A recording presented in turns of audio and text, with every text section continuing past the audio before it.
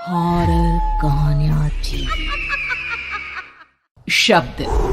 तुझे भरोसा नहीं ना, तो फिर जा अपने कमरे में जाकर देख। तेरे पलंग के नीचे तुझे तेरी माँ की हड्डियां मिलेंगी।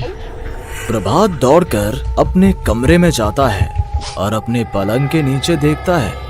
वहां पर सचमुच एक कंकाल पड़ा हुआ था और उसके शरीर पर जो कपड़े थे वो प्रभात की माँ के थे। क्या बात है, आज तो आप सुबह से ही बहुत बिजी हैं। ऐसा क्या लिख रहे हैं? बस एक फैमिली की कहानी लिख रहा था। जैसे हमारी फैमिली है ना, तुम, माँ और मैं, लेकिन थोड़े अलग तरीके से, क्योंकि ये कहानी हॉरर है और इसमें जो आदमी है ना, मैंने उसकी बीवी को मार दिया है। मतलब कहानी में ऐसा लिखा है। और जानती हो, उसके बाद जो बीवी है ना, वो एक बुरी आत्मा बन जाती है। क्या बेटा, इस तरह की डरावनी कहानियां क्यों लिखता है तू? जानता है ना, हम जो सोचते हैं, जो लिखते हैं, हमारा दिमाग पूरा दिन वैसा ही होता रहता है। माँ, परेशान होने वाली क्या बात है? राइटर हूँ मैं, मेरा तो काम है कहानियां लिखना। और वैसे भी ये सिर्फ एक कहानी है माँ, कोई सच नहीं है। उसके बाद कुछ दिन बीत जाते हैं। एक रात प्रभात को अपने ऑफिस से लौटने में देरी हो जाती है। रात के लगभग 12 बजे हुए थे। प्रभात जैसे ही अपने घर पहुंचता है, उसने देखा कि उसकी पत्नी दुर्गा डाइनिंग टेबल पर उसका इंतजार कर रही है। आ गए आप? कब से आपका इंतजार कर रही थी। देखिए ना, खाना भी ठंडा हो गया है। अरे दुर्गा, आज तुमने अपने इतने लंबे लंबे बालों को खोलकर क्यों रखा है? तुम तो हमेशा अपने बाल बांध कर रखती हो। वो क्या है ना प्रभात, जब इंसान अपनी जिंदगी से मुक्त हो जाता है ना, तो उसे दूसरे सारे बंधन खोल देने चाहिए। इसलिए मैंने अपने बालों के बंधन भी खोल दिए। ये तुम किस तरह की बातें कर रही हो? तुम ठीक तो हो? मैं बिल्कुल ठीक हूँ प्रभात। अच्छा चलो खाना खाओ। वो क्या है ना दुर्गा, मुझे भूख नहीं है। ऑफिस में कुछ खा लिया था। कोई बात नहीं, मैं तुम्हारे लिए एप्पल काट देती हूँ, एप्पल खा लो।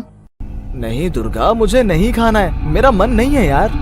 तभी अचानक से दुर्गा अपने हाथ में एक बड़ा सा चाकू लेकर प्रभात पर हमला कर देती है। प्रभात अपने आप को बचाने की कोशिश करता है। आज मैं तुझे नहीं छोड़ूंगी, तुझे अपने साथ लेकर जाऊंगी अपनी दुनिया में। ये क्या बोल रही हो तुम? तुम्हारा दिमाग खराब हो गया है। आखिर तुम हो कौन? दुर्गा अपनी गर्दन टेढ़ी करते हुए बोलती है, मैं दुर्गा हूँ, तुम्हारी पत्नी। ध्यान से देखो मेरी आंखों में। प्रभात बुरी तरह से डर जाता है और घबराहट में वो चाकू अपनी पत्नी के पेट में मार देता है। उसकी पत्नी की वहीं के वहीं मौत हो जाती है और उसकी चीख की आवाज सुनकर उर्मिला दौड़ते हुए बाहर आती है। ये तूने क्या किया प्रभात? तुमने अपनी पत्नी का खून कर दिया। लेकिन तू तो उसे बहुत प्यार करता था बेटा। तूने बहू को क्यों मार डाला? माँ, ये आपकी बहू नहीं थी, इसके अंदर कोई बुरी आत्मा घुसाई थी। मैं नहीं जानता ये सब कैसे हो गया, लेकिन वो मुझ पर हमला कर रही थी, मुझे मारने की कोशिश कर रही थी। माँ, मैंने कुछ नहीं किया। ये तूने क्या कर दिया बेटा? दुर्गा ने मुझे कहा था कि वो तेरी कहानी को उस कैरेक्टर की तरह एक्टिंग करके तुझे डराने की कोशिश करेगी। अरे वो तो तेरे साथ मजाक कर रही थी। हे भगवान, ये क्या हो गया? इसका मतलब दुर्गा। लेकिन माँ, मैंने जो कहानी लिखी थी उसमें भी ऐसा ही हुआ था। उस औरत ने अपने पति के साथ मजाक किया और गलती से उसके पति ने उसके पेट में चाकू मार दिया। मेरी कहानी सच कैसे हो सकती है? माँ, मुझे बहुत डर लग रहा है। अब ये सोच, दुर्गा की लाश का क्या करें हम? अगर गलती से भी ये बात बाहर फैल गई ना, तो तुझे पूरी जिंदगी जेल की सलाखों के पीछे रहना पड़ेगा। एक काम करते हैं माँ, हम घर के पीछे वाले बगीचे में उसकी लाश को दबा देते हैं। अगर कोई पूछेगा तो कह देंगे कि उर्मिला अपने मायके गई और फिर एक दिन हम भी अचानक यहाँ से कहीं दूर चले जाएंगे।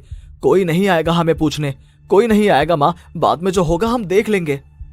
प्रभात अपनी माँ उर्मिला की मदद से दुर्गा की लाश को अपने घर के बगीचे में गाड़ देता है। कुछ दिन तो ऐसे ही बीत जाते हैं, लेकिन एक दिन अचानक रसोई से आ रही कुछ आवाजें सुनकर प्रभात की नींद खुलती है।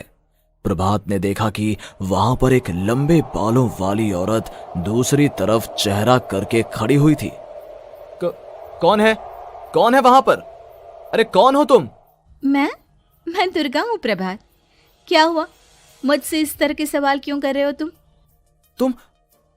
तुम दुर्गा नहीं हो सकती। दुर्गा तो प्रभात, मैं तुम्हारी पत्नी हूँ, तुम मुझे कैसे भूल सकते हो? 4 दिन के लिए मायके क्या चली गई, तुम तो मुझे भूल ही गए। अब अगली बार ना मैं कहीं नहीं जाऊंगी। पता चला तुमने तो मुझे पहचानने से ही इनकार कर दिया। नहीं, तुम दुर्गा नहीं हो सकती। तुम दुर्गा हो ही नहीं सकती। मैं जानता हूँ ये सब क्या हो रहा है। मैंने अपनी कहानी में लिखा था कि उस आदमी की पत्नी की मौत के बाद एक बुरी आत्मा उसका रूप लेकर उसके घर में आ जाती है। तुम वही हो ना? और अचानक से खूबसूरत दुर्गा का चेहरा काला पड़ जाता है। उसकी आंखें लाल हो जाती हैं और पूरे शरीर पर बाल, लंबे नुकीले नाखून, उसके दोनों पैर उल्टे हो जाते हैं और बेहद डरावनी आवाज में वो चिल्लाकर कहती है, बुरी आत्मा, मेरा खून करके मुझे अपने ही घर में गाड़ कर तू मुझे बुरी आत्मा कह रहा है? मैं तुझे छोड़ूंगी नहीं। और अचानक से प्रभात के घर में बेहद डरावनी आवाजें गूंजने लगती हैं। घर में चारों तरफ बहुत सारी बुरी आत्माएं नजर आने लगती हैं। प्रभात घबरा कर अपनी माँ को आवाज देता है, माँ कहाँ है आप? जल्दी आइए माँ, देखिए ना ये सब क्या हो रहा है। प्रभात ने देखा कि अचानक से उसकी माँ कमरे से दौड़ कर आती है। क्या हुआ प्रभात? और ये लोग कौन है? इन सब की गर्दन टेढ़ी क्यों है? इनके बाल खुले हुए। प्रभात, ये सब लोग तो मुझे मरे हुए नजर आ रहे हैं। हाँ माँ, ये सब लोग मरे हुए ही हैं और ये ठीक वैसा ही हो रहा है जैसा मेरी कहानी में हुआ था। लेकिन मेरी कहानी के हिसाब से तो आप भी। अचानक से उर्मिला का रूप बदल जाता है। वो भी एक डरावने साए की तरह बन जाती है और बेहद डरावनी आवाज में चिल्ला चिल्ला कर कहती है, मर गई तेरी माँ।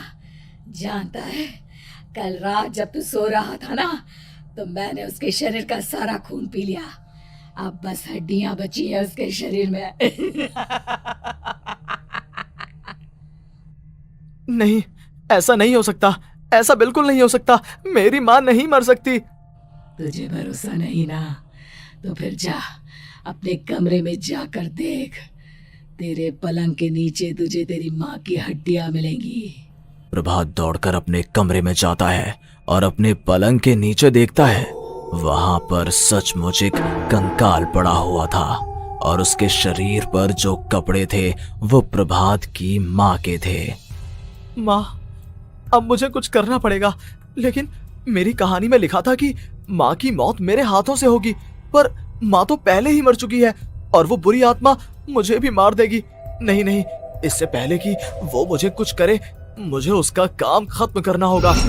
प्रभात अपने हाथ में बड़ा सा चाकू लेकर उस बुरी आत्मा पर हमला कर देता है जिसने प्रभात की माँ का रूप लिया हुआ था, और अगले ही पल वो नीचे गिर जाती है और उसके शरीर से खून बहने लगता है। ऐसा नहीं हो सकता। एक बुरी आत्मा के शरीर में तो खून होता ही नहीं है। तो क्या सच में मैंने अपनी माँ को मार दिया? लेकिन अभी कुछ देर पहले तो फिर वो कंकाल किसका है? और ये कौन है? मैं पागल हो जाऊंगा। और अपनी माँ की लाश, इसका मैं क्या करूं? लोग पूछेंगे तो मैं क्या जवाब दूंगा? तभी वहां पर दुर्गा का रूप लेकर जो आत्मा थी उसने प्रभात से कहा, गाड़ दे अपनी माँ को ले जाकर उसी जगह जहाँ तूने मेरा खून करके मुझे गाड़ दिया था। जा, चला जा। घबराया हुआ प्रभात पागलों की तरह अपनी माँ की लाश को लेकर बगीचे में गाड़ देता है। प्रभात की हालत पागलों जैसी हो जाती है। वो अपने आप को अपने घर में बंद कर लेता है। कहानी के हिसाब से तो आगे ये हुआ था कि कहानी लिखने वाले ने उन बुरी आत्माओं से डरकर आत्महत्या कर ली थी। तो क्या मैं भी मर जाऊंगा? क्या मैं भी आत्महत्या कर लूंगा? एक काम करता हूँ, मैं अपनी कहानी का अंत बदल देता हूँ। हाँ, ये मैंने पहले क्यों नहीं सोचा। मैं लिख दूंगा कि कहानी को लिखने वाला आत्महत्या नहीं करता, बल्कि कहीं दूर जाकर नए सिरे से अपनी जिंदगी शुरू करता है। यही सोचकर प्रभात ने अपनी लिखी हुई कहानी को बाहर निकाला और उसे पढ़ना शुरू किया। ये देखकर वो हैरान रह गया कि कहानी का क्लाइमैक्स तो किसी ने पहले ही बदल दिया था। ये क्या? इसमें तो लिखा हुआ है कि आखिर में उस लेखक की पत्नी और माँ दोनों बगीचे में जिंदा दफन थे। बुरी आत्माओं ने उनको कैद करके रखा था और वो लेखक अपनी माँ और पत्नी दोनों को जिंदा बाहर निकाल लेता है। लेकिन ये सब लिख किसने दिया? प्रभात दौड़कर बगीचे में जाता है और वहां पर खुदाई करना शुरू कर देता है। प्रभात देखता है कि वहां पर लकड़ी के 2 बड़े संदूक हैं और उनके अंदर से आवाजें आ रही हैं। प्रभात, प्रभात बचा लो मुझे, अगर थोड़ी देर और हो गई तो वो मुझे छोड़ेगी नहीं। बेटा देखो, मैं इस बक्से के अंदर बंद हूँ, प्लीज मुझे बाहर निकालो, वो बुरी आत्मा किसी भी वक्त मुझे मार डालेगी। प्रभात वो दोनों बक्से बाहर निकालता है और अपनी पत्नी और माँ दोनों को आजाद करवा लेता है। लेकिन तभी वहां पर अचानक से एक बेहद डरावनी और खौफनाक दिखने वाली औरत आ जाती है। तुझे क्या लगा था इतनी आसानी से अपनी पत्नी और माँ को बचा लेगा? बस 5 मिनट और उसके बाद अमावस का चांद आसमान में आने ही वाला है। लेकिन तूने इन दोनों को बाहर निकाल लिया, अब तुझे मरना होगा। नहीं, मैं जानता हूँ मैं नहीं मरूंगा, और अब आगे क्या करना है ये भी मुझे पता है। प्रभात, ये बहुत खतरनाक है, हमें मार डालेगी। प्रभात, चलो यहाँ से। नहीं दुर्गा, अब मुझे अच्छी तरह से पता चल चुका है कि इस बुरी आत्मा से हम कैसे पीछा छुड़वा सकते हैं। और इतना कहकर प्रभात अपने हाथ में पकड़ी हुई सिंदूर की थैली उस बुरी आत्मा के ऊपर उछाल देता है। कुछ ही देर में वो जमीन पर गिरकर राख में बदल जाती है। ये सब क्या हो रहा था बेटा? ये सब तुम्हारी लिखी हुई इस कहानी की वजह से हुआ है ना?